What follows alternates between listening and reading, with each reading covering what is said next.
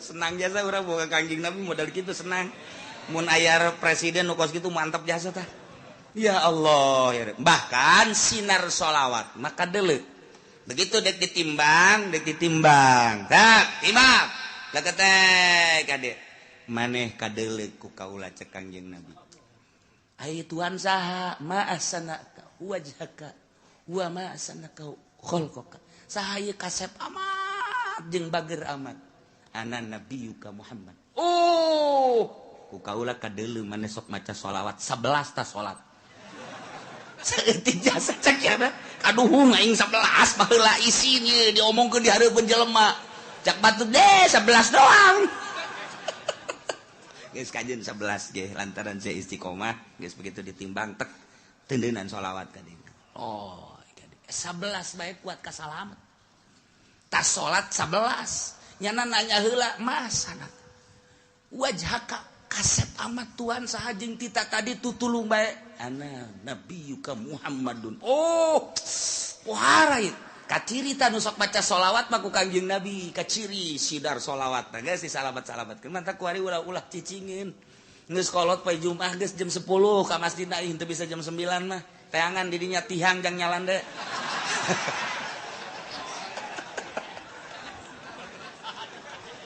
Tungtungna lain baca sholawat.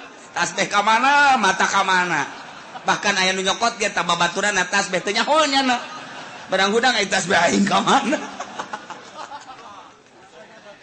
Lalu baca sholawat lah mumpung orang hirup. Komo nunggu sekolot mah. Ya ingat wal waznu yauma idzinil haqq. Ya Allah ya Rabbi. Ingis jasa. Untung aya Kangjeng Nabi urang, Kangjeng Nabi Muhammad sallallahu alaihi wasallam. Lantaran kabeladianan mah cepet ya cepet, limbangna cepet.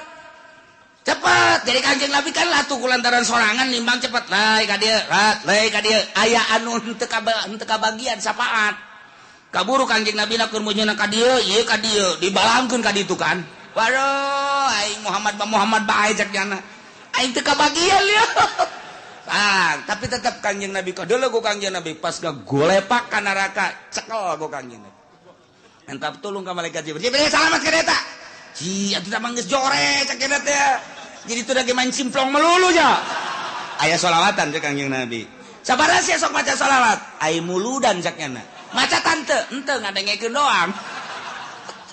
Lumayan sakitu ge cek Kangjeng Nabi. Nya daek ngadengekeun. Assalamualaikum zainal anbiya. Ya assalamu alayka atqal atqiyai. Nu macana mah santri kan jeung kiai. Sia, kula mah cenah ngatur-ngatur eta berkat cek nya. Aju ngatur-ngatur diatur teu jang kula heula teu. Tetep salamet bae. Pan mah apa eta. Ngan eta teh ngaguling heula ka neraka tah mah. Tapi tetep kok ngajar rewel. Jibril salametkeun. Masya Allah Kangjeng Nabi moal aya pang sibuk-sibukna ieu ketika wal wasdu yauma idzinil haq. Sibuk biasa Kangjeng Nabi. Geus manu ieu, geus manu itu, geus manu ieu, nu itu geus ulah aya bae umat Kangjeng Nabi nu ngagolepak ka neraka pohara jasa pan. Mantak teh kuari usul ka Kangjeng Nabi beusi engke kaleupasan. Teu kadeuleu teu karawel lanjut teu kalekep ka bapak tuh. Waduh, pan geus kalekep apa teu kadeuleu ku Kangjeng Nabi. Umat aing geus beakeun kan Jibril. Beak geus. Aya wae nu teu kalekep. Bangonna mah aya. Pan kita tadi aing sakieu sibuk lah cek Kangjeng Nabi. Ka ditu. Eta lah aya bae. Coba, tang. Ya, tuh bener. Cabut Jibril. Cabut. Si ti kalekep kunaon? Kredit cek eta. Lebatak ketik wari urang lobakeun maca sholawat ka Kangjeng Nabi Muhammad sallallahu alaihi wasallam. Apalkeun ayat ieu mah ieu jang supaya urang merenung. Wal waznu ari timbangan yauma idzin nalika dipertanyakeun umat jeung para nabi yakni yaumal qiyamah al haqu timbangan nu jelas nu hak nu nyata bakal dipasangkeun urang bakal ditimbang ima urangna langsung wa ima amalna wa ima bukuna nu bakal ditimbang nu jelas deuk mamana ge pasti ditimbang renungkeun ku urang aing mun ditimbang beratan mana haju Kangjeng Nabi neuleuh tah henteu ka aing saat eta mun urang ditimbang bagus nikmat amat ketika orang ditimbang goreng haju Kangjeng Nabi neuleuh tetep ku Kangjeng Nabi diamankeun. Ieu nu rempan mah timbangan urang jore Kangjeng Nabi na teu neuleuh ka urang. Apa teh kalekep eta? Tah ieu teh nu dikhawatirkeun beusi ti kalekep doa. Masyaallah. Mudah-mudahan urang kabehan engke katingali ku Kangjeng Nabi urang, disafaatan ku Kangjeng Nabi urang sehingga urang kabehan salamet di bawah bendera Kangjeng Nabi urang Kangjeng Nabi Muhammad sallallahu alaihi wasallam. Falanas'alanna alladhina ursila ilaihim walanas'alannal mursalin. Wallahu a'lamu bimuradi. Engke urang tekan kiamat, sanggeusna kiamat tiupan pertama Kangjeng malaikat Israfil alaihi salam niup jelema teh kakaler ka kidul kawetan ka kulon lulumpatan anu keur nyusu anakna dibalangkeun budak leutik keneh kakarak leumpang geus suisan kobo aki-aki mah modar di dinya geus aki-aki mah teu kudu kiamat ku ari ge titah leumpang di nu panas ge oleng dijebur sorangan mantak lamun perangnya namang ke ku Amerika ge moal ditembak moalnya perang tutut hook senjata nembak nukil cek antep kan lupat sia lupat di kia doang moal ditembakeun hook lur aing geus sia budak beladik goplak no kan bener kan paeh sia namanya geus beda aki-aki atuh teu kudu diangsongan senjata aki-aki mah angsongan sieni urang Lampung ayo sia kena naik paeh di luhur bateung. Nah, ieu ke kiamat beres parae ganti bumi rata gunung Masya Allah mentak kurang lamun jaritakeun ente nyangka gunung teh bakal na angger horenganan tamur meresahap gunung nuku urang kacirik teger watarol jibala ente neuleuh gunung pajar ente mah gagah tegak luar biasa horenganan gunung teh leumpang tamurrum marus percis okos mega bae leumpang gunung ge engke baleumpang tiup ku balikat isapet rat lelempangan ka kakale aju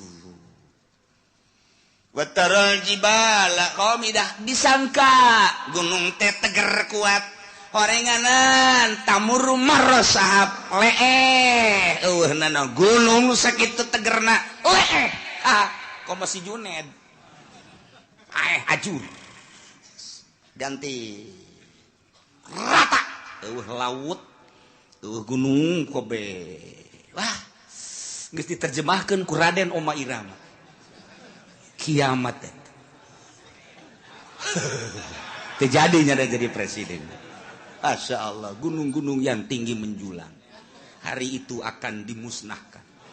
Wah pohara jasa Masya Allah lautan yang dalam sarua bae eta kos kitu jana beunang di Quran moal salah eta ya Allah ya Rabbi beres kabeh ku hari hujan teng tiup roh ku malaikat Israfil saat merelentis kostoge cal roh ararasuk ngeguruh jelema nu tadina sepi eueuh sasah wabeh poe kullu man alaya fan wa yabqa wajhu rabbika dzul jalali wal kullu man alaya fan wabeh aya di bumi langit rusak modar kabeh wa yabqa wajhu rabbika dzul jalali wal ikram hanya Gusti Allah sorangan nang tangan Gusti Allah limanil mulkul yaum can jadi raja apa ieu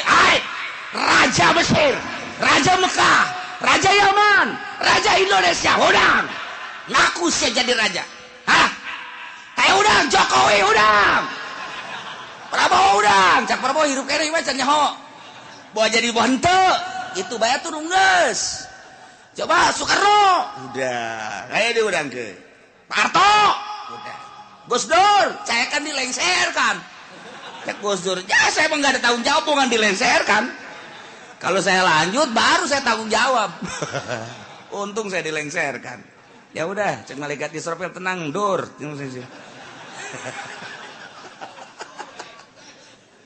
Masya Allah. Tantangan 5 ilmu ya. Geus beres kabeh harirup giring ka mahsyar. Timbang amal. Timbanganana kos timbangan emas. Aya talanjuhan, aya jaruman, aya cecepehan. Cecepeh nusa belah langit jeung bumi mun dieusikeun kadinya asup. Nusa belah deui geus teu kabagian jadi kadegeun asup. Ngun ku gede genana cecepeh. Ari nu deuk ditimbangna segede Juned. Leutik kan.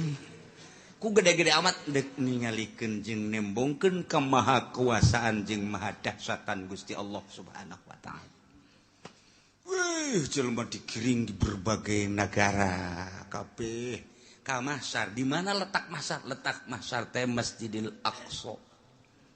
Berarti di itu boga sejarah, dunia boga sejarah, di akhirat ge boga sejarah. Masya Allah karim. Iyalah. Nundek dicaritakeun rantung jelema kabeh. Malaikat Jibril cicing di tengah di hareup Kangjeng Nabi urang. Malaikat Jibril Mikail di belah katuhu. Jibril Mikail Israfil belah kenca. Kangjeng Nabi di hareup plek. Kumpulkeun ku Gusti Allah. فَلَنَسْأَلَنَّ الَّذِينَ أُرْسِلَ إِلَيْهِمْ وَلَنَسْأَلَنَّ الْمُرْسَلِينَ. Cek Gusti Allah aing bakal nanya alladzina ursila ilaihim ka umat-umat anu diutus para rasul.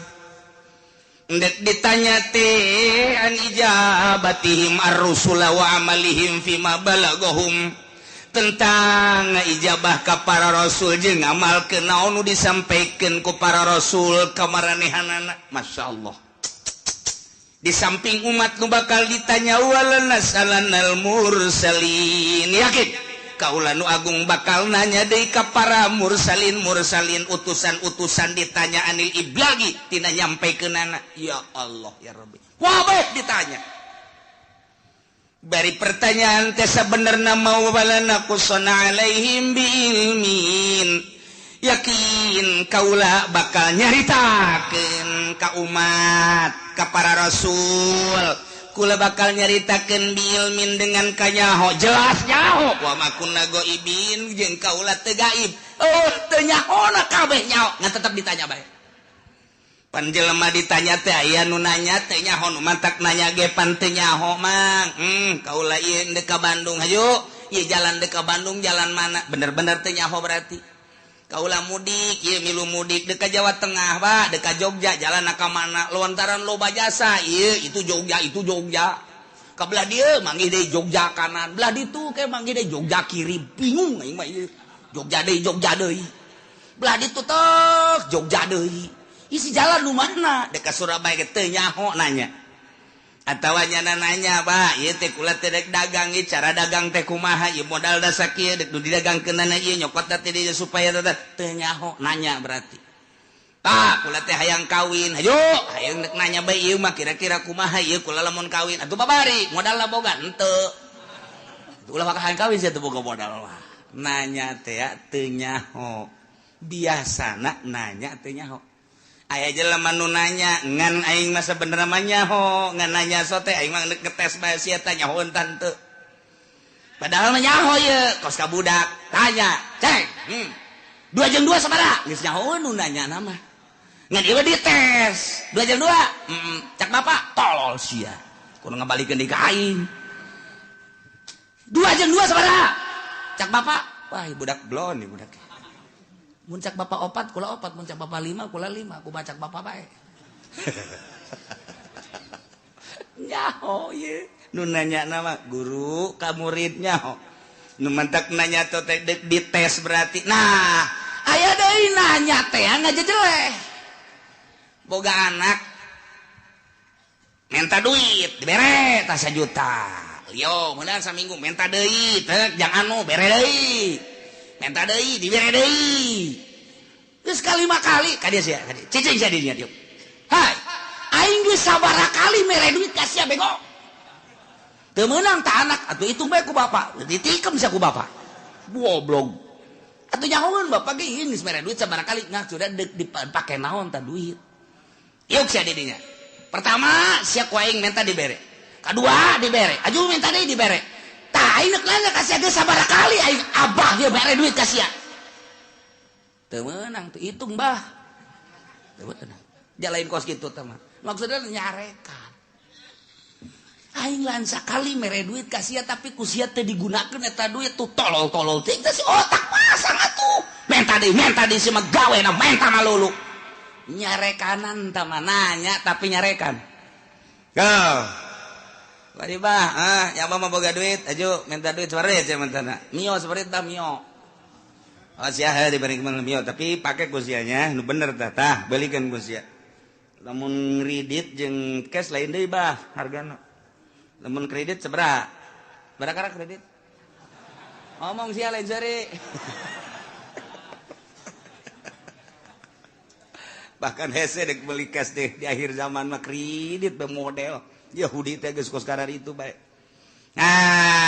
belikeun meunang meureunanan setengah bulan bah ang melikeun motor di motor naon motor mio anu itu ka mana aya mah aya bah ngan ieu kebutuhan aya deui bah bere deui ja aya ieu bapana ge duit mah eueuh bapana mah aya tah bere deui geus bere deui 3 kali budak motor kamarana nya dibeli cenah kebutuhan barang ditanyakeun ternyata eueuh dijual adek abah sabaraha kali beulikeun motor ka sia hah sabaraha kali pareta mah nanya nyaun jan umang meulikeun lagi abah pan make nanya deuk nyarekan nah ieu ge sarua yeuh Allah teh deuk nanya ka umat atuh teh kudu ditanya ku Gusti Allah jauh nyahoeun ja Allah mah pangeran urang turun ka alam dunia Allah nyahoeun ku ari hirup dihirupan ku Allah maha uninga kemudian urang ku ari ayeuna di baya pagawean dagang berpolitik atuh Allah mah maha uninga kapae urang mah teu nyaho ira bakal pae Allah bagus nyahoeun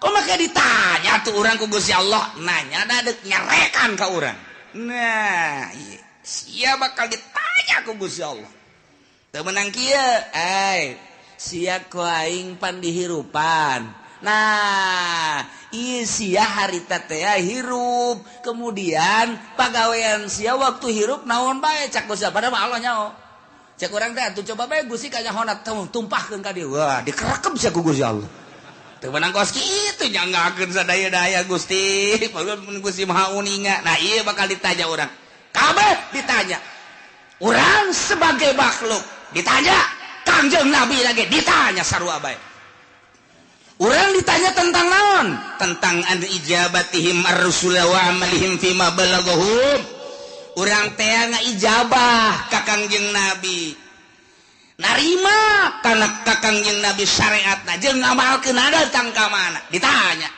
zaman Kangjeng zaman sahabat zaman tabiin zaman para wali kuari Junaid maju enggak zaman saja hirup beye aing mah lain nanya rajana lain kiai sia nu nyampaikeun amanah para rasul nu nyampaikeun nu tabligh nyampaikeun amanah rasul sa zaman sia abdi harita teh kitu mui abdi harita di kecamatan mah kitu Kiturmudi naiknya ke kabupaten ju naik dinya ke provinsi pernah nyampaikan ai dibayar nyampaikan ai henteu mana mana mui panggil mui ih kuari nyana ngeungeunahana mui nagara sia saha harita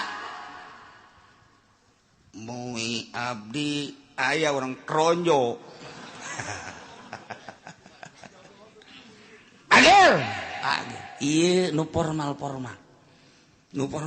na dipanggil eta mah geus teu bareres tah mah lantarannya nama ngomong aya dibayar teu ngomong teu dibayar teu ngomong dibere daek ngomong boga jabatan teu boga jabatan teu daek ngomong ieu mah anu berkeliaran we sa nah aya digigir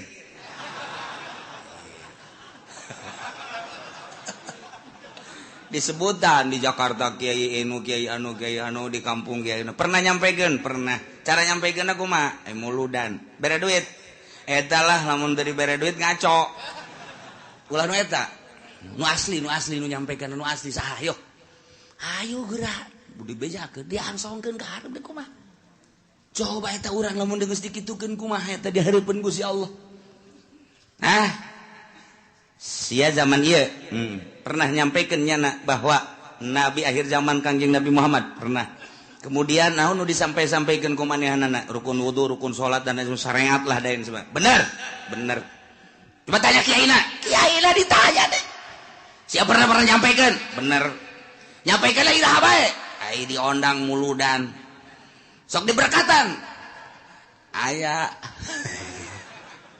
mun teu diberkatan dibuledan moal kadinya deui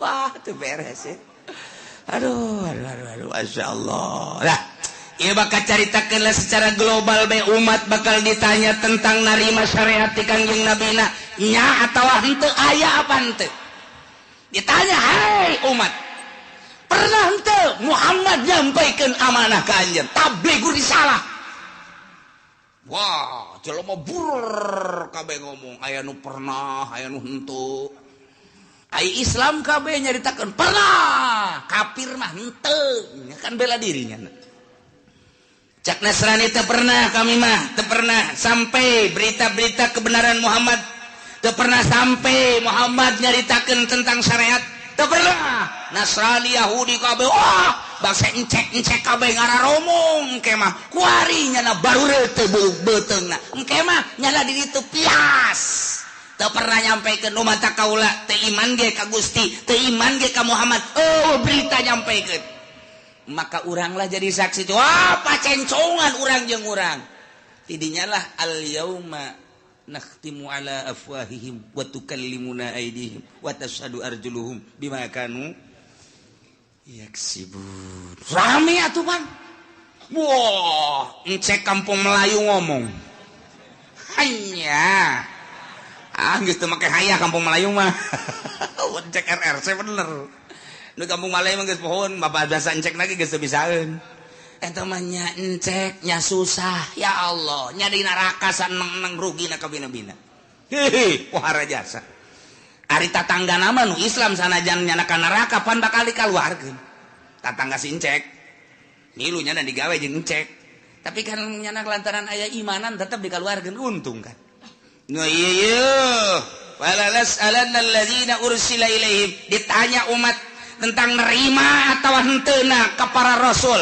jeung sanggeus nerima ngamalkeunana macem-macem ke rame wala nas'alannal mursalin para rasul ge ditanya Adam ditanya Idris ditanya Kangjeng Nabi Nuh ditanya Kangjeng Nabi Sulaiman Kangjeng Nabi Isa Kangjeng Nabi Musa Kangjeng Nabi urang ge ditanya nyampikeun apa henteu Masya Allah padahal mah Allah teh nyahun falanakusson alaihim bi'ilmin wa ma kunna ghaibin teu gaib nyaho ngan deuk hayang nyaho coba datang ka mana bari deuk ditaubeh di memeleh di jejele aya jelema anu abdi mah ieu hirup teh di zaman SBY kiaina harita kiai Pulan abdi mah teu pernah ngadengi nyana nyampaikeun ore cok jelema teh falanakusson alaihim ilmin cak Gusti Allah nyaho aing ge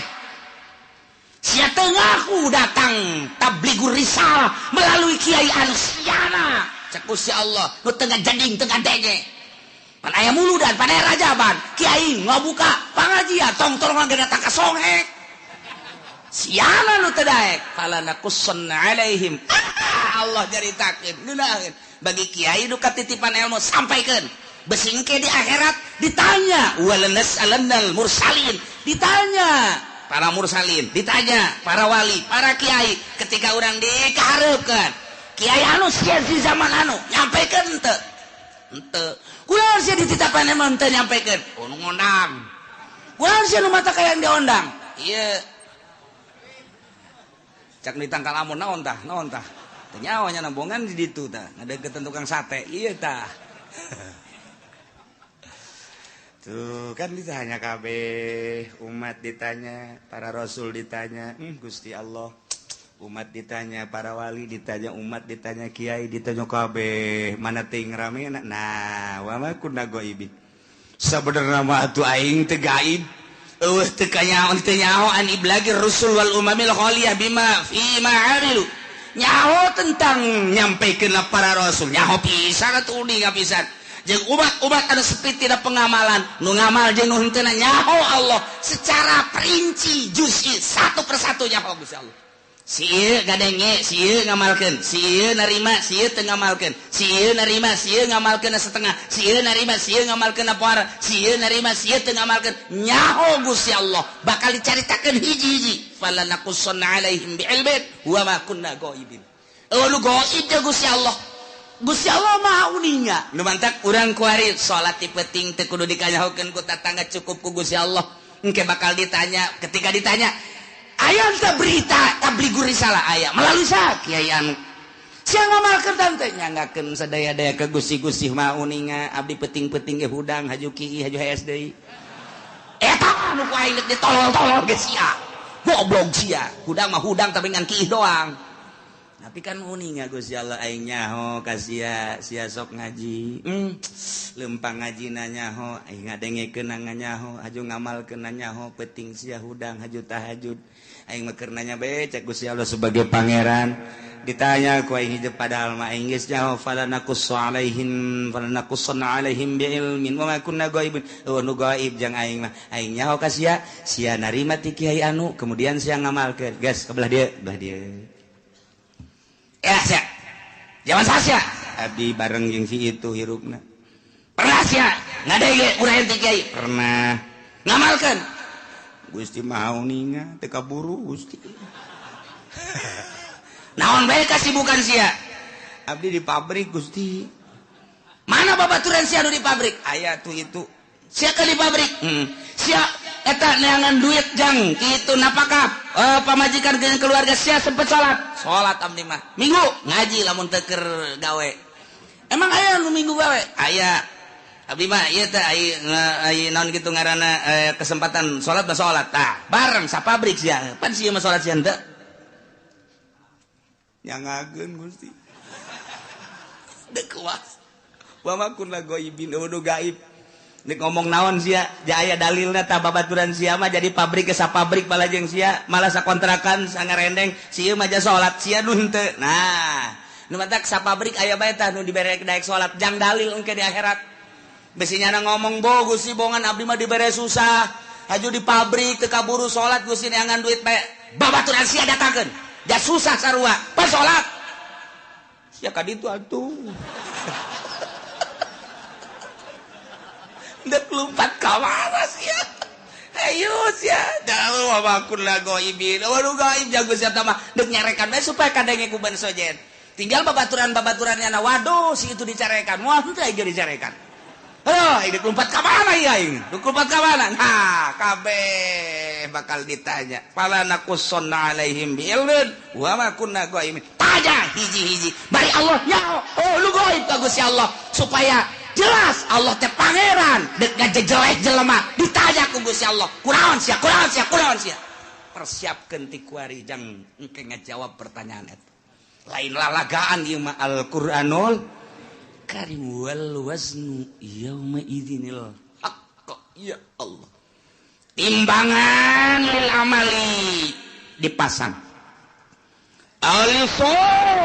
lisohaikiha atawa jang nimbang amal bimizanin lahu lisanun timbanganana aya jaruman wa kafatali aya dua cangkok dua mangkok dua cecepeh kama waroda fi hadis kanjeng Nabi geus ngajelaskeun ayat 3 hadis tu ngajelaskeun tentang sifatan mizan tentang pertanyaan-pertanyaan jaga maksudnya non timbanganana jelas nu ditimbangna apa jelemana apa amalna apa bukuna etalah Kangjeng Nabi nu ngajelaskeun aya nu jelas ngajelaskeun Kangjeng Nabi jelemana langsung diayakeun di hadis lain Kangjeng Nabi nyaritakeun jelemana mah tetep nangtung di itu nu ditimbang adalah sohaib buku-bukuna cek sakaol mah lain buku-bukuna amal bae diwujudkeun ku Gusti Allah amal bagus herang bagus caang amal goreng poek jore nu jelas mandek kumaha ge ima urangna wa ima bukuna wa ima amala pan nu jelas apa tetep bae ditimbang-timbang keneh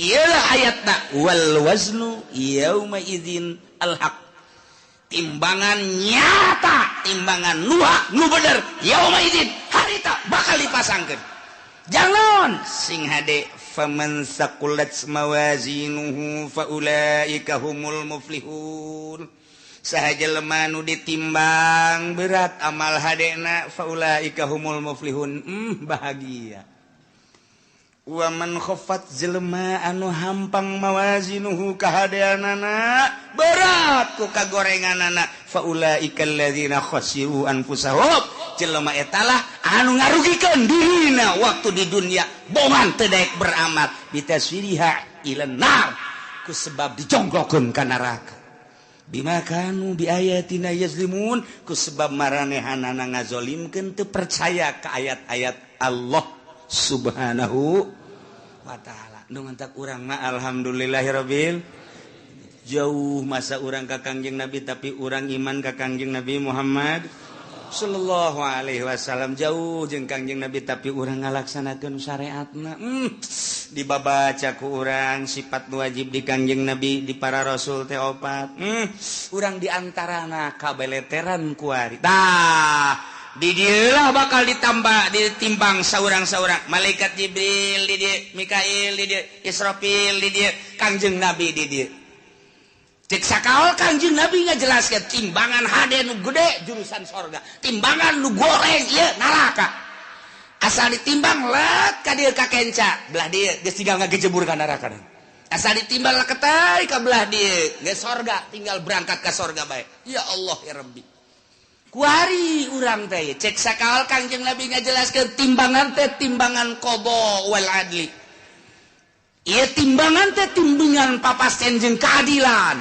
nu mantap kuari urang timbang diri urang kuari kurang kudu timbang kajujuran jeung keadilan urang geus datang ka mana urang nuturkeun Kangjeng Nabi geus datang ka mana ngalaksanakeun syariat Kangjeng Nabi ketika ditimbang kurang bera rasa aing lamun ditimbang berat mana ieu ti mata bae mata ye lobaan dipake neuleuh Quran apa lobaan dipake neuleuh TV kurang bae timbang kuari ye qada wal adli kuari cek Kangjeng Nabi timbang maneh merenung ceuli lobaan pake ngadengekeun musik apa lobaan pake ngadengekeun urayan-urayan hayo coba hayo apa lobaan ngadengekeun anu hasud ka urang anu ngomongkeun ka urang apa lobaan make ngadengekeun Al-Qur'an hadis kalam ulama timbang ku urang sorangan bari merenung kieu urang timbang ku sorangan bae hayo geura leungeun lobaan pake nyekelan naon ieu leungeun hayo sia leungeun apa nu teas-teas apa nu hipu-hipu sia leungeun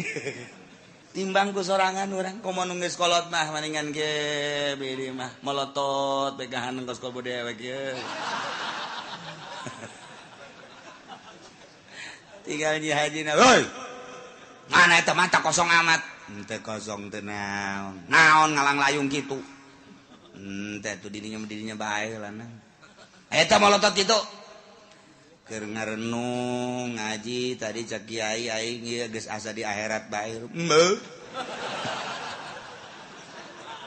ya hajina teu percaya karena kuari bae kalau ngomong gitu atuh sia aing bener ku sia dikitu-kitu dekeran tuh iya keur ngalamun aing di akhirat teh cek kiai ge timbang cenah amal hampura aing haji dia tuh lagi hampura tang geus ada sakitu mah kula deui bureun hampura sok nyerekan ka Pak Haji tenan atuh hampura aing geus hampura jasa mun aing kawin deui tah pakarak dek bener ge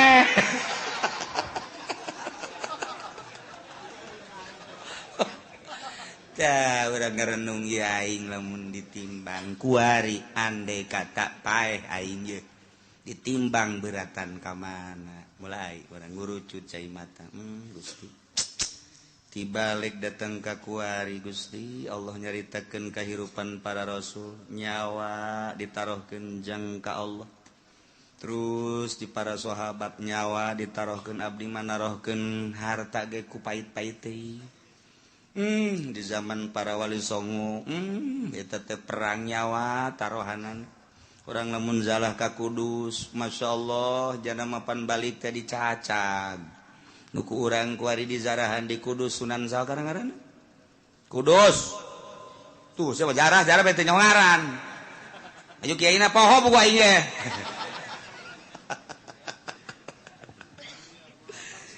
tuh eta pan nama perang Sunan Kudus mah perang balik teh pan dibawa teh tinggal nyawa balan cak sakawal bapan potong ieu na ge nuku urang di zarahan eta saja persoa di Kudus teh Kudus Masya Allah balik nyawa batur mah nyawa tarohanna pakali ilai kalimatillah renungkeun ku urang aing boro-boro nyawa duit ge ku pait-pait teuing ge aya masjid ge butuh ka keramik kook biasa bisa babara kali mah haji jamang haji mah atuh jajan mah aya atuh ieu keramik ge keramik nu sajen heula ke kurang karak aing hayu heula nu sajen helanan besi teka bagian beramal nu sajen eta ngomong hebat jasa pan ayo urang babarengan helanan nu sajen bae geus beres gaji ieu mah geus beres keramik alhamdulillah tuh biasa gaji neraka tah mah kuduna ge nu sugih mah lain kitu haji ieu keramikna kumaha ya saha anu geus siap keramik batalkeun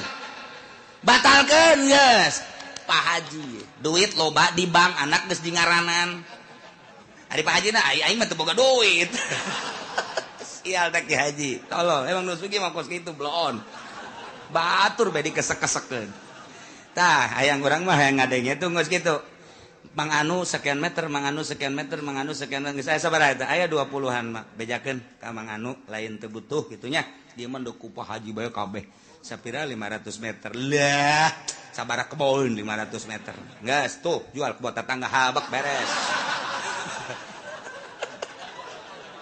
oh bener lah Ki Haji dasar pelit-pelit bae tah ngeunaheun urang ngadengena bejakeun geus dulu sadaya hampura ieu mah deuk ditarima tarima bae nu 1 meter 2 meter ngan ke dialihkeun ka nu sejen sebab ieu keramik ditangkes ku Pak Haji anu oh maksudna abeh teu kesel deui cek jada teh aja ieu mah duitna aya naon teh alhamdulillah atuh nu kami mah deuk sakanaonkeun bae kan ngeunaheun teh mun aya di lembur nu kos itu ieu mah henteu Pak ayo heula ke kurang aing kurangna 1 meter eta nu dimaksud ku aing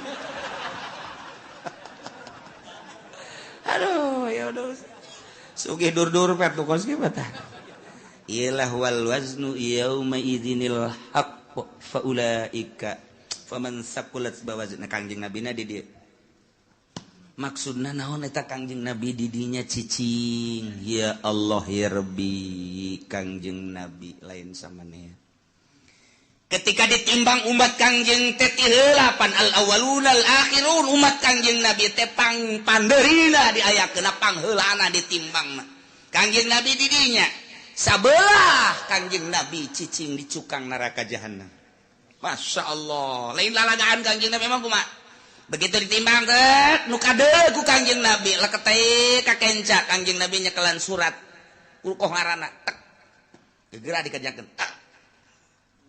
naon cak dibero lalu bomong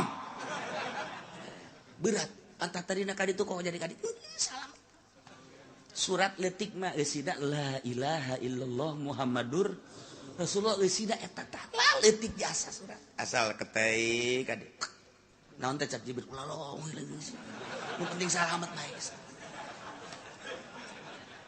sada senang jasa urang boga Kangjeng Nabi modal kitu senang mun aya presiden nu kos kitu mantap jasa tah ya Allah ya bahkan sinar sholawat maka deuleu begitu dek ditimbang tak timbang leket teh ka dieu maneh kadeuleu ku kaula cek Kangjeng Nabi ai Tuhan saha ma ahsanaka wajhaka wa ma ahsanaka khalqaka saha ieu kasep amat jeung bager amat ana nabiyuka Muhammad oh ku kaula kadeuleu maneh sok maca sholawat 11 ta salat Saeutik jasa cek ya aduh aing 11 baheula isinya diomongkeun di hareupeun jelema cak batu deh 11 doang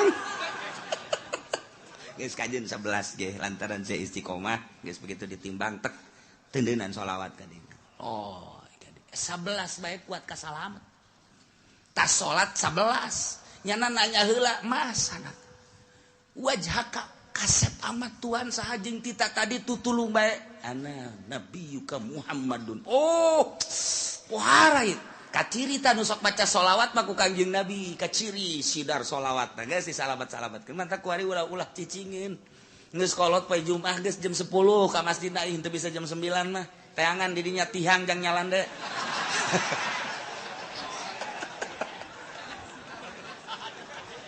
tungtungna lain baca sholawat tasbih ka mana mata ka mana bahkan aya nu nyokot ge tambah baturan tasbih teh nyaho nyana barang hudang aya tasbih aing ka mana lalu baca sholawat lah mumpung urang hirup komo nu geus kolot mah ieu inget wal waznu yauma idzinil haqq ya Allah ya Rabbi ingis jasa untung aya Kangjeng Nabi urang Kangjeng Nabi Muhammad sallallahu alaihi wasallam lantaran kabeladianan mah cepet ya cepet limbangna cepet jadi Kangjeng Nabi kan latuh kulantaran sorangan nimbang cepet lai ka dieu lai ka dieu aya anu henteu kabagian sapaat kaburu Kangjeng Nabi na keur mujuna ka dieu ieu ka dieu dibalangkeun ka ditu kan waduh aing Muhammad bae cek jana aing teu kabagian ya tapi tetap Kangjeng Nabi kadeuleu ku Kangjeng Nabi pas gagolepak ka neraka cekel ku Kangjeng Nabi mantap tulung ka malaikat Jibril salamat ka eta ci atuh mah geus jore cek eta teh jadi itu lagi main simplong melulu ya aya sholawatan cek Kangjeng Nabi sabaraha sih sok maca sholawat ai muludan cek nya maca tante henteu ngadengekeun doang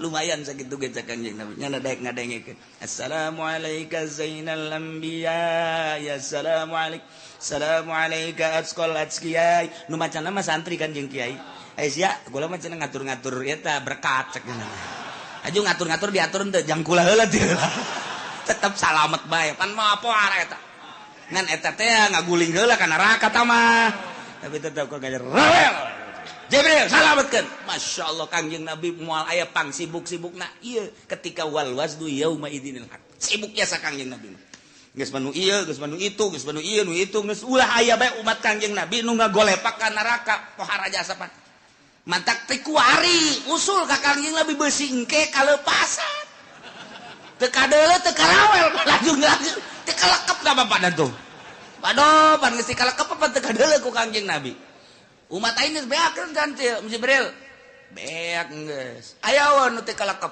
bangonna mah aya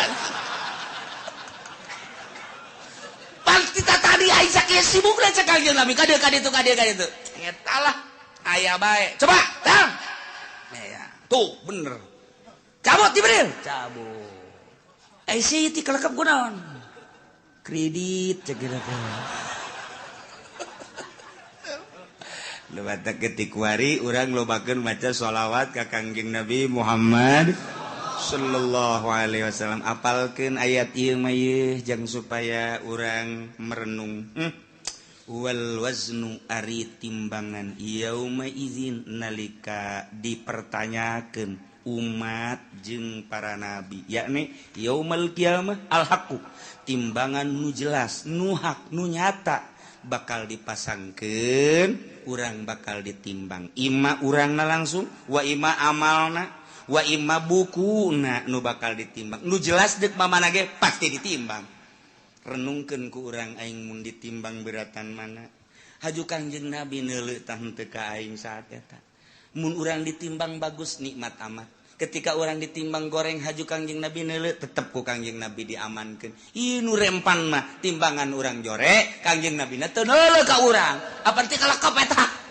tah ieu teh nu dikhawatirkeun beusi ti kalekep doang masyaallah mudah-mudahan urang kabehan engke katingali ku Kangjeng Nabi urang disafaatan ku Kangjeng Nabi urang sehingga urang kabehan salamet di bawah bendera Kangjeng Nabi urang Kangjeng Nabi Muhammad sallallahu alaihi wasallam Allah ngajelaskeun tentang ahli-ahli negara khususna kaum ahli Mekah nu balang kawarah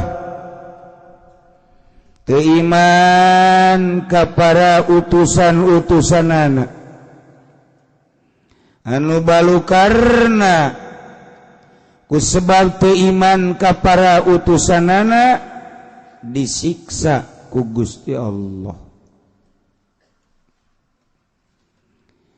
Didongengkeun ku Gusti Allah tentang kaum Kangjeng Nabi Lut.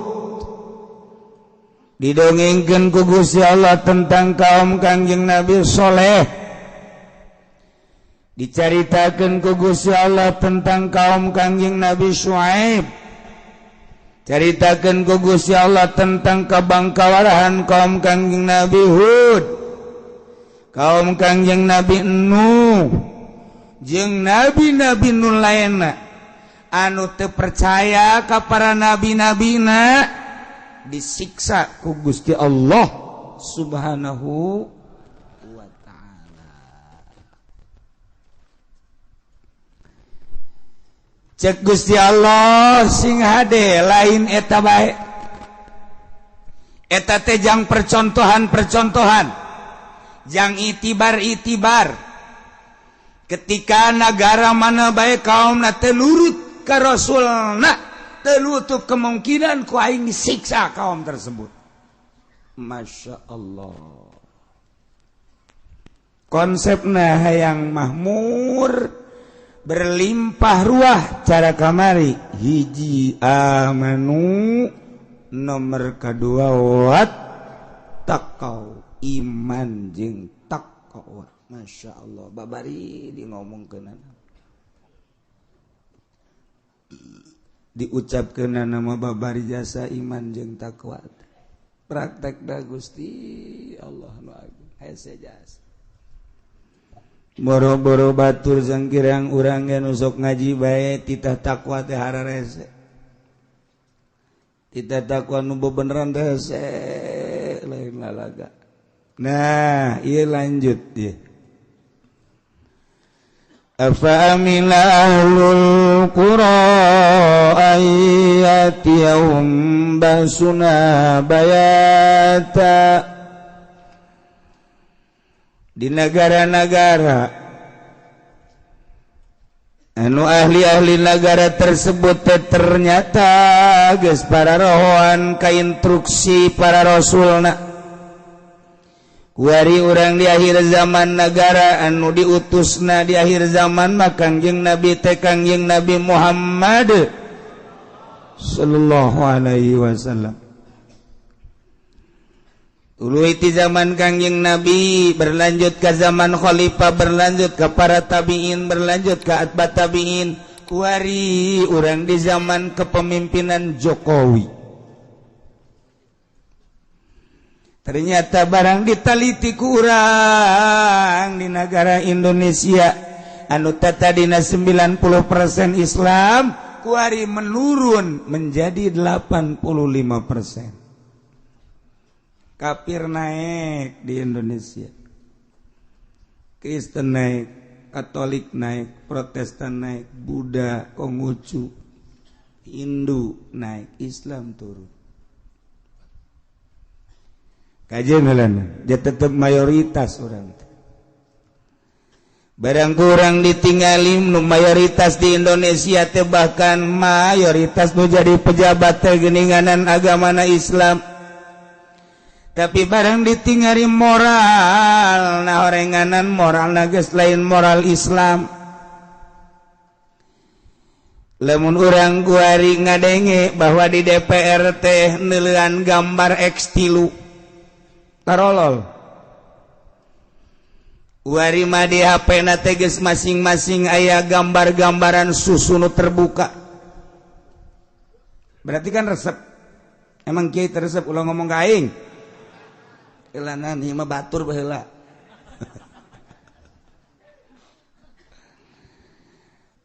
Eta keur carita si HP-na. Carita eta bagian daripada moral. Kuari lamun urang carita anu geus kanyahoan ku urang sabaraha menteri anu ngurusan negara urang anu disel, sabaraha gubernur nu eta teh ngurusan agama urang nu disel, sabaraha bupati nu ngurusan negara urang nu disel, sabaraha camat, sabaraha lurah. Berarti moral bangsa teh penggedena bagi geus kos kitu. Kuari neuli rakyat, ya Allah ya Rabb. Urang neuli di pengajian kos kieu marake kopeah marake tiung teh. Ketika geus bubar jelemana ieu kene tiungna dipikeun. Ini kumaha deui coba ieu. Tarolah urang mah geus kaeusi di jero benak hate ku ilmu. Aya ngarajadadasieun ka Allah, tapi nu teu ngaji. Lamun urang neuleuh di ditu di Cikupa di perumahan naon karana nu di Cikupa teh.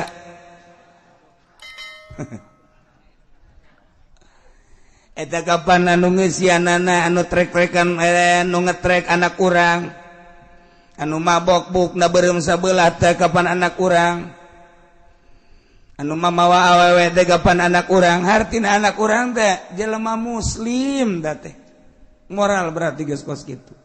Ya Allah ya Rabbi. Ieu moral bangsa teh geus kumaha? Geus eueuh persatuan jeung kesatuan teh. Geus teu ngahiji ku ari. Urang neangan neuleuh nu mabok geus lain di Grogol deui, geus lain di Jakarta, lain di Bandung deui. Di hareupeun imah ku ari mabok. Di hareupeun imah ku ari judi, di hareupeun imah ku ari zina. Berarti moral geus parah jasa. Geus parah. Ulah disalahkeun ka masyarakat, ulah disalahkeun dua sinpani, dua penggede, hiji ulama, dua umaro. Ketika eta rapi, masyarakat bakal rapi. Ketika eta teu ecrek, masyarakat bakal leuwih teu ecrek. Lamun kiai na bae anu jadi panutan di NU geus disogok atuh komo bangsa. Atuh komo umat. Endeu kumaha deui, tinggal kitu bae ulah ese-ese. Ngan alhamdulillahna NU Tangerang mah sareng henteu. Henteu maksudna teu kasogok. Henteu kasuap henteu teh mah alhamdulillah sehat mah bener mah lain lalagaan ya bener. Ya seetik ongkos mah masalah lah teu mah geus lah. Iya tuh baheula mah gravitasinya gede ketika muktamar NU teh ingin mengikuti selain sekadar ingin mengikuti tapi ingin menyaksikan. Wow, timana berkorban demi NU. Kuari masyarakat hanya biasa-biasa geus grafik. Ente tertarik geus mun urang nyebutkeun maunat gede teuing geus naon kitu ngaranna geus sinaran gede teuing geus nusuk nyamber teh naon ngaranna. Manit mah gede teuing. Masya Allah, ya, orang itu orang Edo, itu kultur Edo. Ya, rusak berarti negara, ulah disalahkan umat. Sebab kumaha nu dua, pemerintah rusak, kiai rusak, umat lebih rusak. Pemerintah bener, kiai bener, umat bakal bener. Untung masih kene aya di hiji dua pemerintah nu rada bener ada, ai bener jasa moal rada. Untung kiai deui lembur-lembur masih kayak nu rada bener jasa memang geus hese rada berada. Nah ieu keur kuari moral bangsa geus kos kieu. Geus teu ngatur kuari. Geus teu nuturkeun ka Kangjeng Nabi. Seakan ngabohongkeun ka Kangjeng Nabi. Awas. Ketika Kangjeng Nabi nita salat jelema geus teu salat. Ketika Kangjeng Nabi nita puasa ambalaya nu teu puasa. Terbuka ku ari mah teu puasa teh. Ketika Kangjeng Nabi nita zakat jelema geus teu ngazarakat. Ketika Kangjeng Nabi tita nutup aurat bagi wanita ku ari geus terbuka. Ketika Kangjeng Nabi ngaharamkeun mabok jelema marabok. Ketika Kangjeng Nabi ngaharamkeun zina jelema zararina. Ketika Kangjeng Nabi ngaharamkeun korupsi maling jelema korupsi jeung maraling. Berarti ngabohongkeun ka Allah, ngabohongkeun ka Kangjeng Rasulullah sallallahu alaihi wasallam. Geus sing hade ulah aman-aman. Urang aman jasa. Nu mantak di dieu make bahasa nage apa amina ahlul qura maka apakah ngarasa aman ahli negara anu ngabarohongkeun ka Allah jeung ka Rasulna geus ngabarohongkeun ka instruksi-instruksi Kangjeng Rasulullah anu dilanjutkeun ku para ulama ngarasa aman layat yahum tina datangna basuna siksa kaulan wagung cek Allah bayatan ti peuting ulah ngarasa aman sia teh kusabab sia moral sia teh geus lain islami sia geus ngabohongkeun ka Allah sia geus ngabohongkeun ka aing cek Allah sia geus ngabohongkeun ka Rasul aing awas sia ulah ngarasa aman datangna siksa aing ke ti peuting ku aing sia disiksa wa hum naimun sia keur melolor harees disiksa ku aing sia Yogyakarta gempa peuting Masya Allah gofiluna anu keur poho kana siksa ku hari mah tu para roja kabehan ge urang inget so tadi jero pangajian ja geus kalaluar mah paroho kabeh ge kumaha para rohona atuh kiai bae ge sanggup nonton TV ti isuk datang ka magrib datang ka peuting kiai eta kiai goblok teh si kiai tolol teh kiai lah cek jalan aing mah minggu hareup moal ngaji deuna ge atuh kiai berjamaah jeung santri nonton main bola di TV cek jana istiqomah jana kan poho ka Allah eta ngaranna poho ka Allah geus puguh nya beralasan ieu mah cenah kiai boga TV ge jangan ngadaikeun berita tuh kumaha sia bae sia-sia nu boga atuh sia-sia anu bisa atuh aing mah teu hayang teu naon Allah satu sia teu kudu ngomong ka aing bener sia kitu bener sia salah sia ya ternyata tuh kararieu bae jadi TV teh kiai baheula mah kula nosok di dongeng-dongeng kapan kiai Hairun teh mun urang nyaba di hareup aya kitab mun nyaba kebenarannya keur aya di patengahan di tengah patengahan aya kitab mun nyaba keur di dapur aya kitab mun nyaba nyana keur di luar aya kitab jaki itu kiai baheula mah kiai kuari mah jang paranti nonton TV di hareup TV-na aya jang di tengah TV-na aya jang di dapur TV-na aya jang urang dapur di kamar ge aya TV kiai kuari mah TV bahkan kurang puas meuli HP-na ge nu gede teh nu aya layaran HP naon gara tuh sia mah nyahoban keur ngising ge nonton TV berarti kan rusak jasa ya rusak jasa Masya Allah tapi urang ngarasa aman bae ku karusakan eta nu mantak aya Hamzah fa amina ahlul qura Hamzah lil inkar lit taubih hei masyarakat Indonesia cak Allah ya cak Allah ulah ngarasa aman sia afa amina ahlul qura ulah ngarasa aman sia ku ahli-ahli negara masyarakat ngabohongkeun ka Rasul aing ulah ngarasa aman tina datangna siksa aing ke sia ku aing sia keur malolor ku aing didatangkeun siksa digempakeun sia ku aing cara umat-umat nu baraheula ku bolon-bolon teuing sia eta bagus itu ulah ta afa amina lil inkar atau li taubeh cek Gusti Allah ilmu aya di sia pangarti aya di sia masyarakat amburadul ku sia diantepkeun aduh sia teh kunaon ngarasa aman-aman teuing atuh sia teh kana datangna siksa aing ku bego sia teh ilmu sia teh eta teh titipan ti aing kunaon ilmu sia teh teu ngajagaan ka sia eta teh hawa nafsu sia nu pohara jasa hehe cak Gusti Allah nanaonan sia tau beta ku tolol-tolol ting sia tuh deuh masyarakat ahli negara anu geus rusak tapi sia ngarasa aman bae deleukeun sia lamun sia ngarasa aman bae kade sia deuleuh umat nu baheula ngahinakeun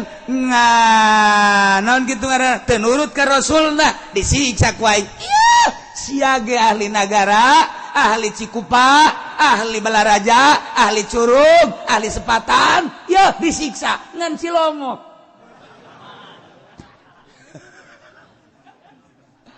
Aman. Sebab eueuh nu zina di Cilongok mah.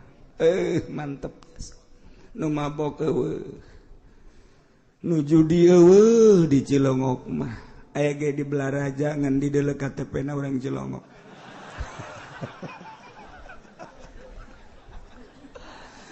Aya nu zina di ditu di Cikupa. Barang dikatewa ku polisi KTP-na. Sukamantri. Ngana di luar, jadi tetap diri mah diamankeun.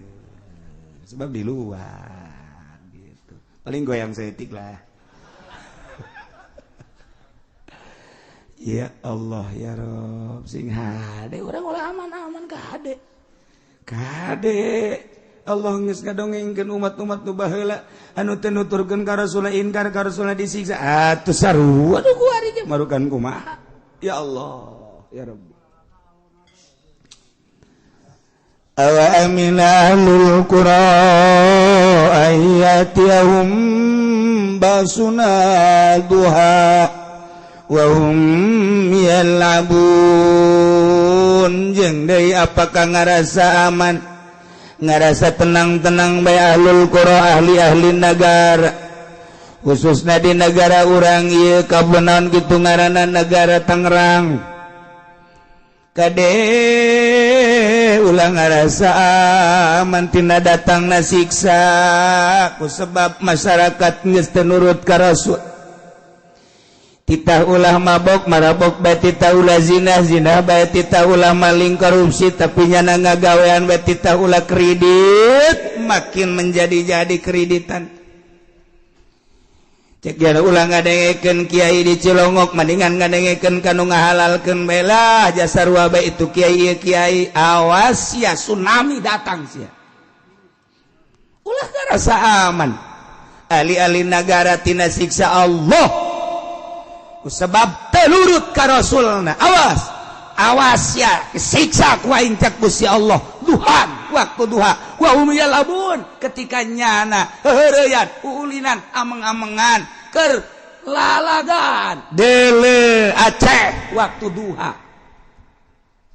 tsunamikeun ku Gusti Allah. Yogyakarta peuting ku Allah. Berang Padang Masya Allah karim. Urang teh geus ditegor ku Gusti Allah tuh Galunggung deuleu. Tuh Yogyakarta tuh Padang tuh tsunami. Tuh Ciamis Pangandaran disunamikeun ku Gusti Allah. Sukabumi digoyangkeun ku Gusti Allah. Garut ieu ge panas termasuk tegoran ti Gusti Allah. Kade ulah ngarasa aman. Kusabab pemerintahan urang tina tahap awal dek ningkatkeun pertanian swasembada. Dipersiapkan kumanehanana alat-alat berbagai alat-alat berat yang dikirim ke berbagai kabupaten-kabupaten geus diinstruksikeun di luhur tetapi rencana tinggal rencana Allah anu ngabogaan stop ku Gusti Allah hujan di Sabang sampai Merauke hujan kuari nyeunan hujan bae geus sabaraha miliar pemerintah emang iya hujan teh anang hasil lain sia mah teh nyaho naon. Ditanya geus hujan, entos Kiai alhamdulillah banjir, aya guludugan. Eueuh. Sabaraha miliar kuari kerugian, lain kerugian ieu nyeunan hujan, nembakan hujan.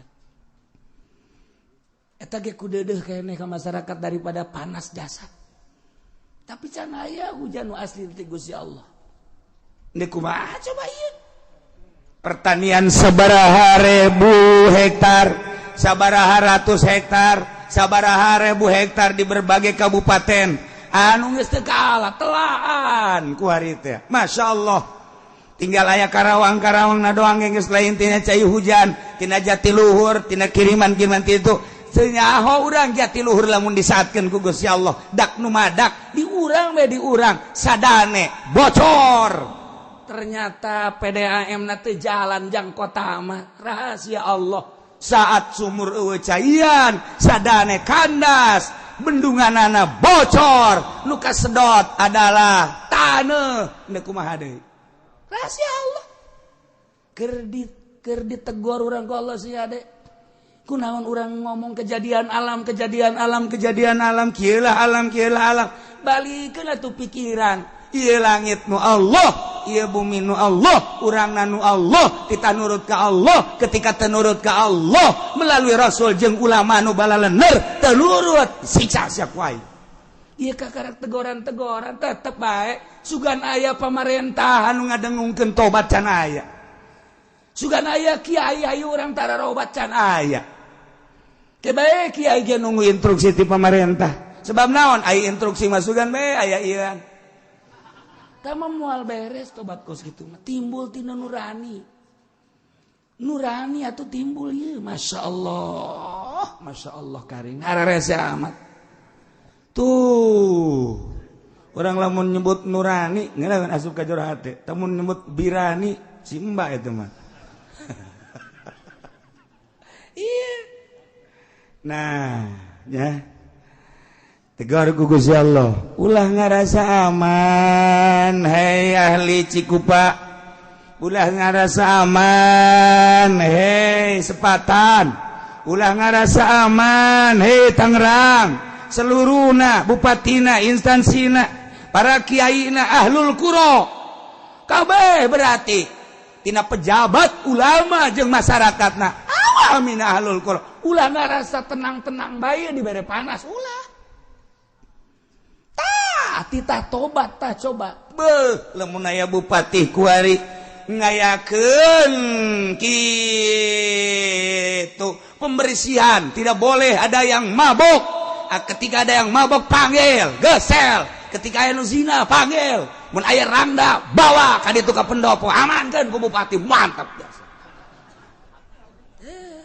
cek bupati teu kudu dititah kiai teh mah aya rangda diamankeun mah kabehan ulah nungguan sumantak ahli-ahli Allah mah kuari ge hudang ti peuting henteu mikiran sorangan mandi salat terus tadarruk ka Allah tahajud salat hajat terus ka Gusti Allah ya Rabbi ieu teguran ti Gusti panas lain lalagaan lantaran can aya tanda-tanda endek hujan menurut ahli palakan kadeuleu tanda-tanda lamun deuk aya hujan mah duku kula dicaritakeun kamari teh lantaran malaikat nu ngageugeuhna per tahun per bulan per minggu per harina teh aya ngaran-ngaranna nyana selalu mere tanda-tanda lamun deuk hujan mah malaikat poe ieu teh malaikat kukula moal dicaritakeun ngaranna mun urang nyaho bahwa nyana teh mere tanda deuk hujan malaikat anu ngageugeuh poe ieu malaikat anu ngageugeuh dina minggu ieu mere diantarana tanda deuk hujan teh aya angin anu tiis kana ceuli cek malaikat ku aing dibere ketika endek hujan asli ti Gusti Allah ceuli katiup ku angin tiis tuh mulai aya sia mah teu memperhatikeun kan tiup ku malaikat ditiup teh malaikat teu main-main malaikat memang main-main teu mun malaikat main-main bahaya mun aya malaikat lalagaan kamari ke tahun baru jelema make trompet pratet malaikat Israfil neuleuh wah nu aing jadi tiup ya gua brot atuh bagi amat cilaka ujiannya mau kumaha gitu malaikat bantu terpancing emang kipu doli terpancing lamun malaikat Israfil terpancing urang geus aya di mana meureun atuh henteu ceuk nya aing menungguan instruksi bae ceuk malaikat nu mendak mahasiswa di Bandung tadi Bandung mempertanyakan ka dosenna, Pak, ya saya mau bertanya, ada apa? Malaikat Jibril itu kan tugasnya memberi wahyu, membawa wahyu kepada para rasul. Iya. Sekarang kan rasulnya sudah tidak ada, berarti dia pensiun. Yang mau saya tanyakan sekarang kerjaannya apa? Teka jawab ku dosen. Teka jawab ku dosen. Iya ya apa ya? Sajadatnya. Oh, ese.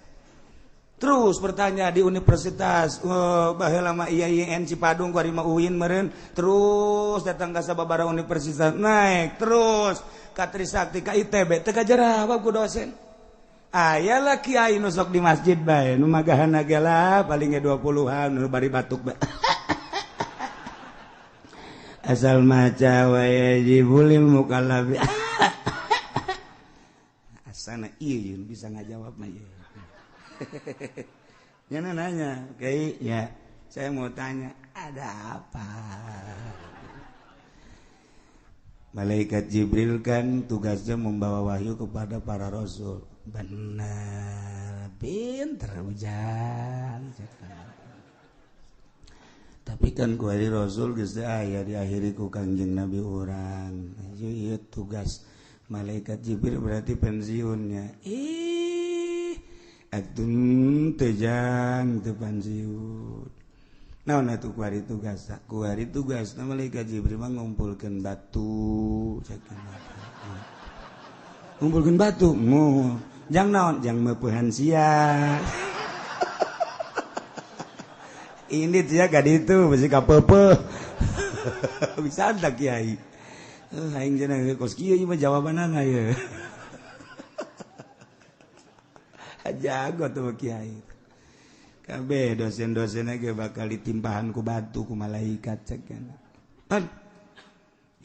Malaikat Jibril teh kuari ku bom. Batu geus loba jasa. Duk ditimpah-timpah ku. Anu bener ge. Saya teu percaya ka aing. Marah kiai ini. Tadi mah batuk bae ku teh ja.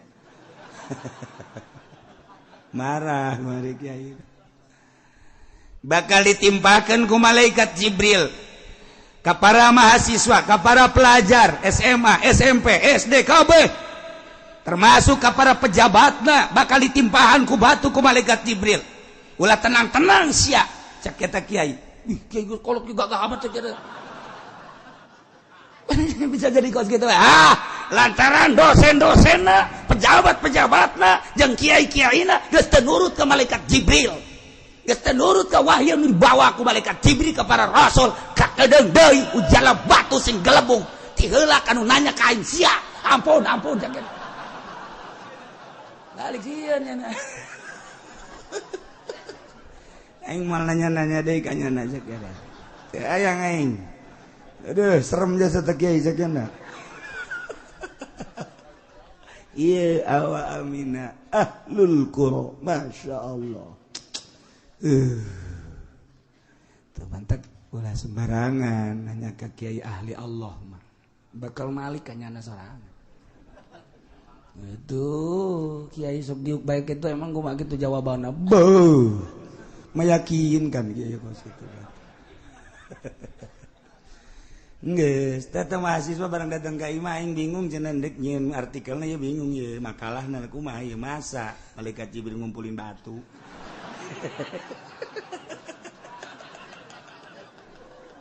Jadi bingung nya nage. Aduh aing, sakeuna teh. Datang deui teh mahasiswa. Datang deui mahasiswa. Kiai jangan sembarangan sakeuna. Ini harus berdasarkan dalil sebab saya sedang membuat itu makalah yang akan diajukan ke dosen. Jadi kalau saya ini bertanya harus ilmiah jawabannya. Diuk siap bego. Oh, nyana geter-geter. Aing sekali ieu cenah lah geus lang, moal nanya deui geus aing mah. Aya dibere ayatna ieu. Afa wa aminalul qura. Dua ayat. Afa aminalul qura ayatiyahum basuna bayatan wa hum naimun. Awa aminalul qura ayatiyahum basuna duha wa hum yal'abun. Emang tiba heula ge malaikat Jibril anu dititah nyiksa-nyiksa ku Gusti Allah teh diinstruksikan ku Gusti Allah melalui malaikat Jibril. Jibril balikeun itu nagara nu dicicingan ku kaum Kangjeng Nabi Lut. Balikeun Jibril nu dititah. Jibril itu bere angin kaum Kangjeng Nabi Hud. Tiupkeun angin, instruksikeun. Jibril nu dititah. Nah, baca ku sia ayat ieu. Ketika dosen ngadidikna geus teu karena Allah karena materi jeung duit. Ketika rektor hanya untuk mencari sesuap nasi di universitas jeung di institut. Ketika kiai ngajar geus teu ikhlas, hanya memamerkan ilmu-ilmuna di berbagai majelis taklim, berbagai kantor dan berbagai tempat-tempat. Tunggu tanggal mainnya. Jibril bakal datang nyiksa kiai-kiai tersebut. Kadangnya ikuti sia mahasiswa. Geus kula mal nanya di sabada sia. Indit sia kad itu. Diperdalam kunyana ieu ayat ieu bener. Begitu diperdalam ceriknya. Dibere hidayah ku Gusti Allah. Setelah hidayah neangan guru, kapanggihlah jeung seorang wali Allah nyana berguru ditinggalkeun ku nyana. Pendidikan formal anu nyana meunang kitu. Ngaji atau sekolah dididik di SD SMP. Orang Indonesia moal dibejakeun ngaranna hirup keneh. Moal dibejakeun ngaranna hirup keneh ku aring geusan nyana mah. Tetapi setelah saya sarjana, geus ditinggalkeun dipicin, mun di urang ki Pasir. Eta teh sarjana hukum esa dipicen kunyana kasarjanana topi nu hideung nu aya buntutan ka dieu teh masterna geus eueuh eta ge mau pasir tanya ka Ki Pasir salah saurang deui mahasiswa nu ieu nu kokula didongengkeun nu bertanya-tanya tentang malaikat Jibril dijawab nu ngajawabna geus maot kiai di Bandung. Nah, kuari nanyana ibadah ka Gusti Allah. Bahkan Menteri Penerangan Harmoko datang ka manehanana. Terus diskusi jeung Harmoko, mantap Harmoko kuari henteu berkeliaran ge, selalu jeung manehanana bertobat. Ye, lamun Harmoko baheula jadi Menteri Penerangan, ditambah deui menteri luar biasa, ditambah deui menteri luar kebiasaan. Nyana geus bunga mana kuari geus tobat nyana mah dipenta kuari dipenta komentar tentang Indonesia teu daek geus teu daekeun sulit saya untuk mengomentari di Indonesia cak Harmoko hirup keneh kuari Harmokona ge enggak saya mau dipenta sabaraha kitu penggede datang ke manehna sabaraha wartawan datang ke Harmoko tetep bungkem sulit sebab itu bekas saya. Sebab dari saya lengser bukan makin membaik, makin hancur. Sejak saya menjabat saja sudah begitu, apalagi sekarang. Jadi mau membicarakan tentang Indonesia bagaimana? Harmokona hirup kene. Jadi kiai nang nyana, ulah nanyakeun ka aing. Saya kiai nang di mana nyokos itu ulah sok nanyakeun, soekeun sia ku aing. Ye, hirup kene Harmokona. Tuh, emang kumaha? Embungeun nya mah. Embung, tidak mau saya. Eta teh kos kitu teh dipublikeun di koran. Sebab naon? Ngisinkeun bangsa. Orang luar negeri emang teh loba nu datang ke Harmoko di Inggris, di Amerika. Loba nu datang.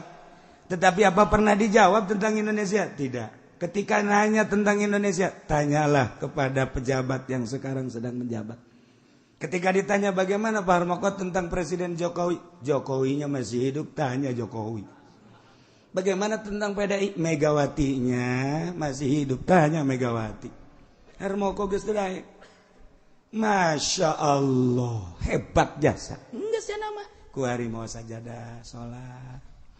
Boga perusahaan leuleutikan jeung sakadar nutupan kabutuh manehanana. Indah jasa hirup tah. Nyana sering berdiskusi jeung mahasiswa eta, kabeneran aya guru seorang kiai ahli Allah.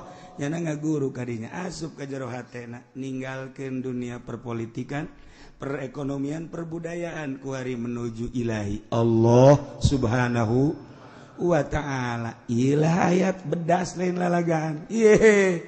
Lamun ahli negara kuari brutal, moralna rarusak, kemudian tersadar timimiti anu ngageueuh dia ta wilayah kabupaten bupati jeung instansina provinsi gubernur jeung seperangkatna luhur RI 1 para kiaina baik di MUI tingkat atas MUI tingkat daerah MUI tingkat kecamatan teu sadar leuleuh kebangkrutan moral bangsa. Awas cak Gusti Allah ulah tenang-tenang atuh sia siksa ku aing sia mun teu peuting beurang ku aing sia disiksa. Ulah nungguan siksa ieu geus tegoran lain lalagaan. Gunung nu kuari batuk bae geus sabaraha gunung. Geus teu bisa diobatan batuk bae terus ke gunung. Meureun tah mah geus aya ieu kan virus beureun di jero na. Ieu geus teu bisa. Masya Allah. Lain lalagaan ya di urang teh. panas sing hade teguran ti Gusti Allah hujan hanya sekedar buatan jangan supaya niiskeun daerah ulah terlalu panas hujan asli mah asup ka taneuh timbul cai ti handap ka luhur ieu mah teu hujan asli mah lain deui lamun tas hujan jukut jarara di harejo ieu mah teu gitu coba tetapi tetap orang alhamdulillah rada tiis bae ngan lain eta coba nu kudu disadarkan lain hayu babarengan lain hayu kompetisi jeung Allah panas hujankeun ku aing panas hujankeun ku aing aing ge bisa nyieun hujan aing ge bisa nembak hujan aing ge bisa je cek Gusti Allah dipanaskeun leuwih mantep sia ku aing ye sembarangan cek Gusti Allah lain hayu nasehatan masyarakat dulur wayahna coba nu mabok eureun mabokna ke geus musim hujan mabok deui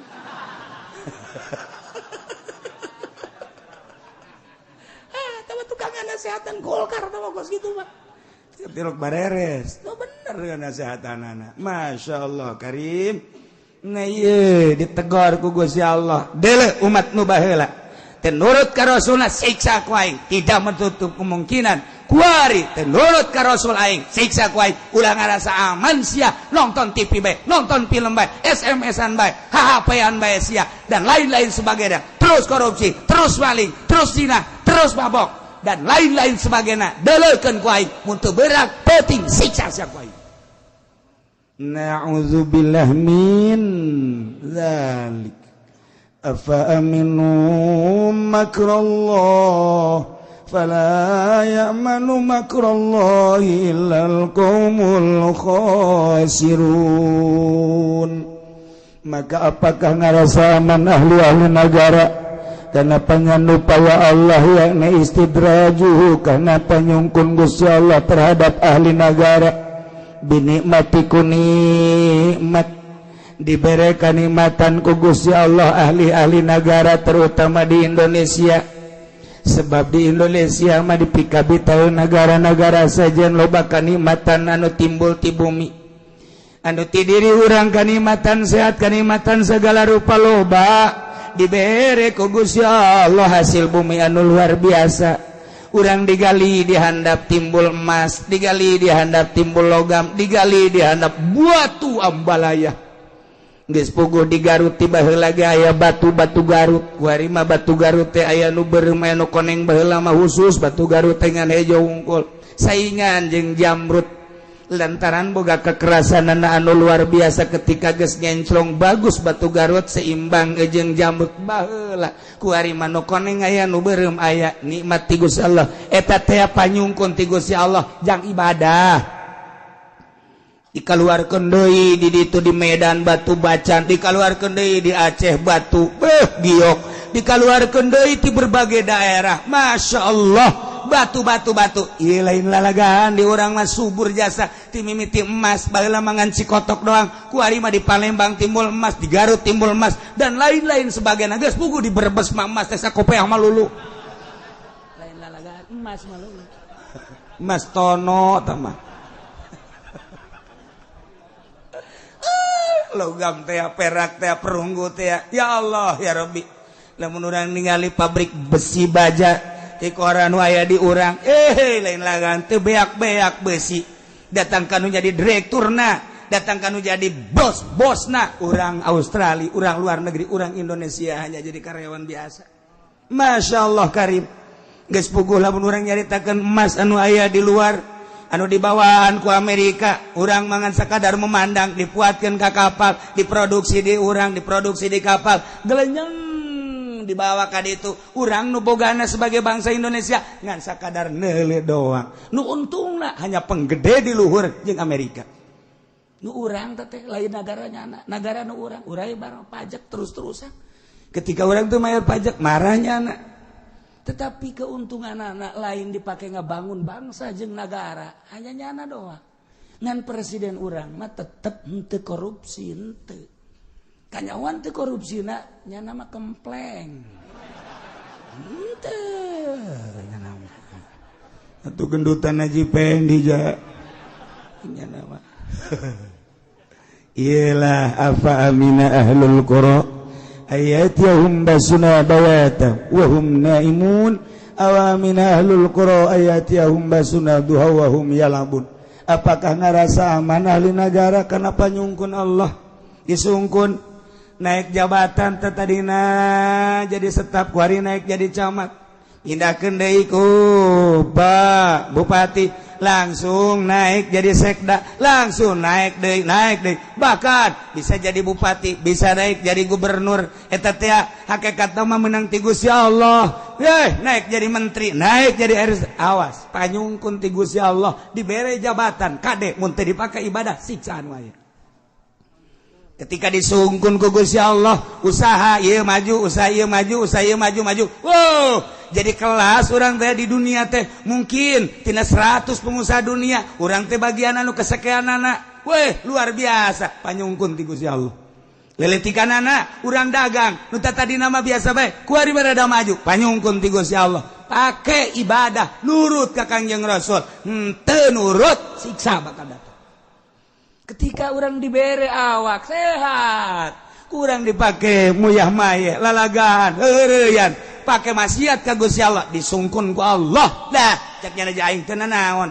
Awak aing dipakai maksiat geus geuninganan Allah, kieu bae ka aing mah. Deleukeun sakedeung deui, panyungkun ti Gusti Allah bakal dicabut, diganti ku siksa. Sing ada ieu lain lalagan.